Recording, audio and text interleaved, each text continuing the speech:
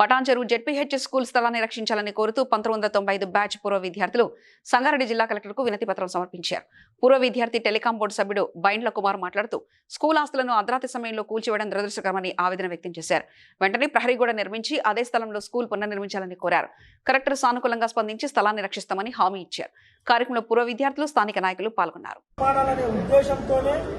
పూర్వ విద్యార్థులమైన మేము ఈరోజు ఇక్కడికి వచ్చేసి 1994-95 బ్యాచ్ విద్యార్థులందరూ కలిసి ఇక్కడికి ఇచ్చేసి కలెక్టర్ గారికి వినతి పత్రం సమర్పించడం జరిగింది.